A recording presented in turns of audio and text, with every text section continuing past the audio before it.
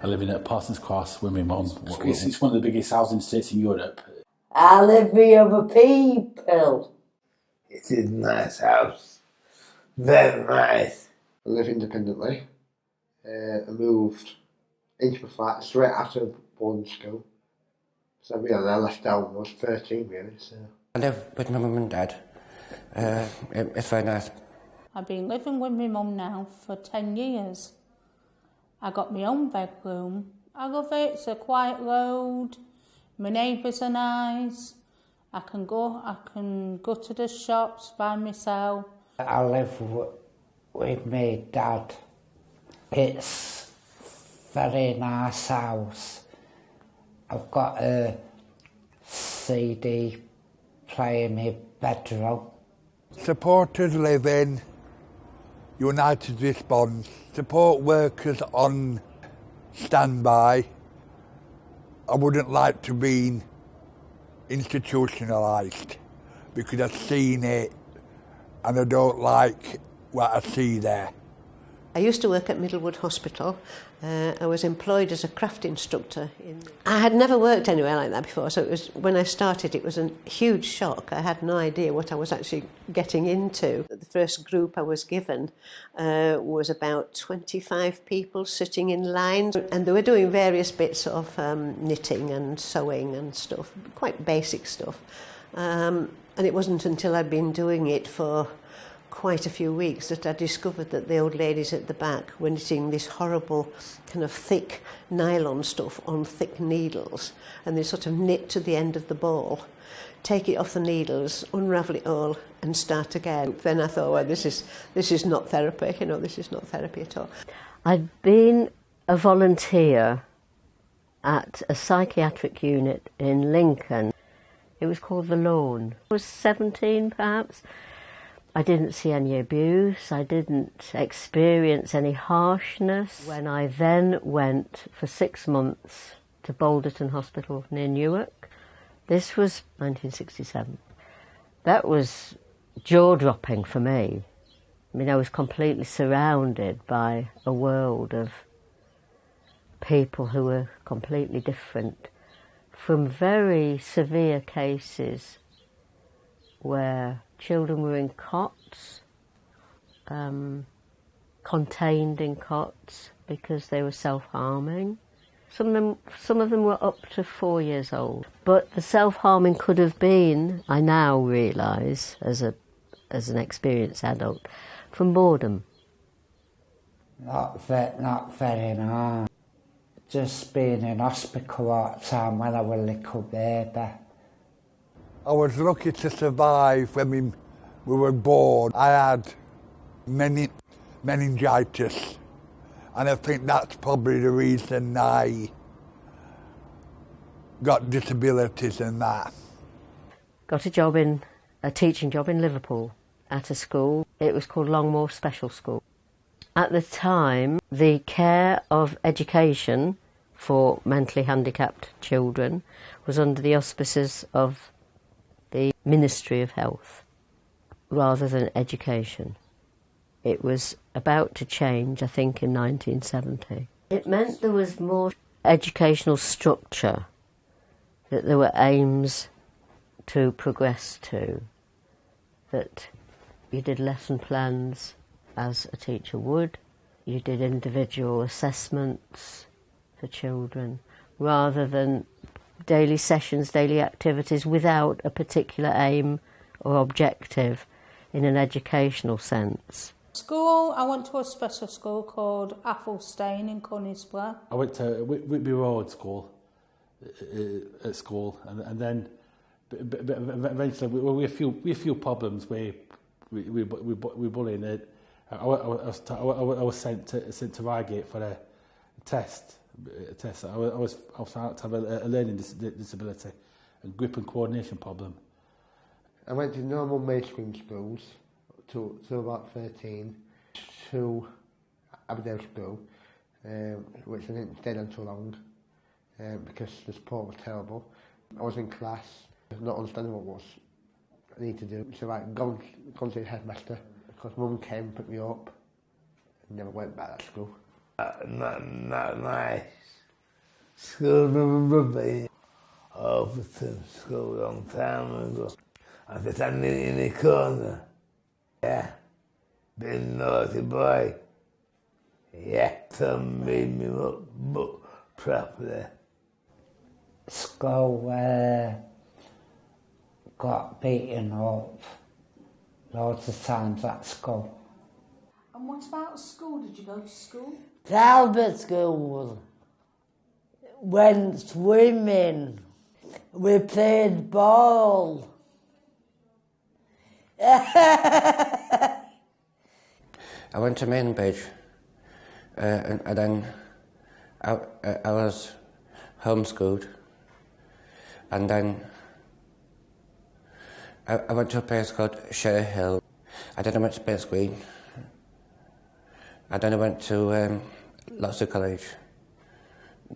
After college, I started going to day services. I went to boarding school in Macklock, speech and language school. It was a really good school, but I felt I was held back a bit. It was only really in the 19th century that people started to conceptualise learning disability in the way in which they do now, or something resembling that form. Before the invention of mass education in the 1870s, people were obviously not learning to read and learning to write, or the working classes weren't to a large degree. And that meant that fewer people were picked up as having a learning disability. From about the end of the 19th century, there was much more interest in learning disability and that as a category, and it was called feeble-mindedness, which is obviously quite a distressing word to use now. That was a whole category that picked up a lot of people who were deemed not to fit in society. So, for example, it included mothers of illegitimate children. So people that weren't considered to be productive members of society were ostracised. What constituted disability was someone deemed not able to work or not able to support themselves. Up till about 100 years ago, really, the apprentice system was the way that weavers got labour and young people learned to trade, which was their sort of education from about the age of sort of 9 or 10 onwards. Their family used to organise a placement, and they bound the child to be living away from home with the weaver, the master weaver, who would teach them the trade over a period of 7 years. This sort of goes back to pre-industrial revolution and is present in our society to a lesser extent these days. My family's been in cutlery, had a factory for about 3 generations. The industry used to follow the apprenticeship model. The schools and things don't really have this sort of a metalwork and woodwork curriculum anymore. You know, students who probably have problems with reading, writing, arithmetic. You don't really need any of these sort of academic skills to work in a place like this, but you do need concentration, you need to be very dexterous with your hands and fingers and things like that.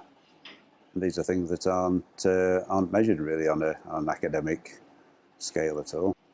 Nowadays, if we were employing someone who could probably take our pick of people with degrees, I suppose, now to work in a place like this. Part of what disability is someone who's deemed not to fit in society in a particular kind of way. So there's no inherent thing that is disability, but it's a process by which some people are marked out as different to others. Everybody is different and we all have different abilities and capacities, but only some of those are marked out to be disabled.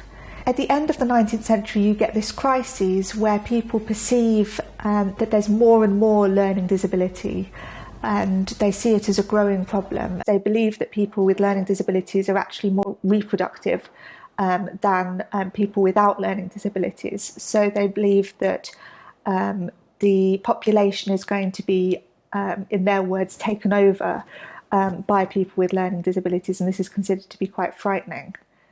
So between 1904 and 1908, you get the Royal Commission into the care and control of the feeble-minded. It's about trying to put limits on people with learning disabilities and trying to contain their place within society. So one of the outputs of the Royal Commission into the care and control of the feeble-minded was the Mental Deficiency Bill, then it became an Act in 1913, and that actually stipulated that everybody with a learning disability should be institutionalised. And the main reason for that was because they were worried about people with learning disabilities having children. And so it was a measure a bit short of sterilisation, but that was very much to do with containing people and controlling people. And so the segregation of people with learning disabilities became very entrenched by the state. And then over the course of the 20th century, you got a kind of turnaround from that kind of thinking, where people started to question institutions, question whether it was right for the people with learning disabilities who were in them, whether it was best for society as a whole. And you gradually get this move towards what's called care in the community, with people living independently. When the hospitals started to close, at that point we realised that maybe craft work wasn't the most important thing that they needed to know about, because it felt like they were very ill-equipped to go out into the big world. A lot of people couldn't sign their names if they needed to sign a cheque or fill in a form or that kind of thing. So I started doing quite a lot of basic education. I was working with a guy who was about to be sent out into the community, and the package that they put together for him seemed to me totally inadequate. I mean, some moved out into smaller residential homes, some of which I visited and didn't like at all. A lot of the original institutionalised staff went with the patients to these smaller residential places, and you just thought, well, you know, is anything going to improve as a result of closing it down, really?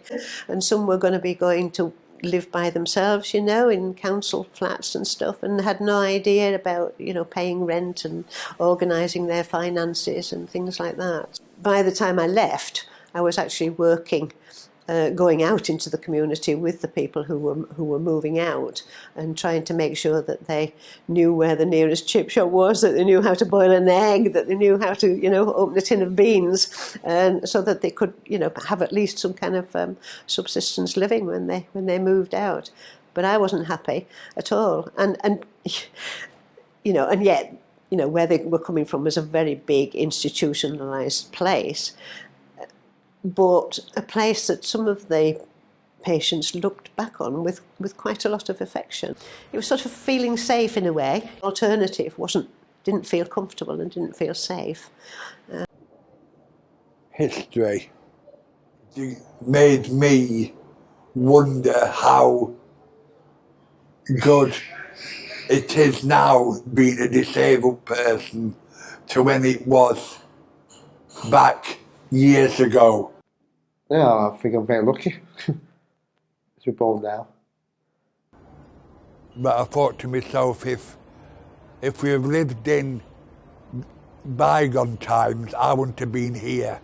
I think the time I was born was kind of bang the middle of good time when education was quite good and there was money to support me and stuff, but now it's that's fading away. So again, we're seeing cutbacks to public funds, which is actually limiting some of the opportunities that people have got for independent living. There's stuff around, but it's not always very easy to actually get involved in it, or you can't afford it, or staff can't get you there, or, you know, that kind of thing. I think today there's a huge tendency to put people in boxes, a condition in a box. Oh yes, he's autistic. Oh yes, she's Down syndrome.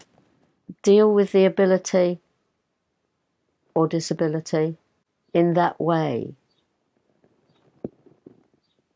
In education, the push is to tick boxes, and people have labels. Make the most of your life. try and get more out of it because you don't know what's round the corner. So we don't have to be born with disabilities.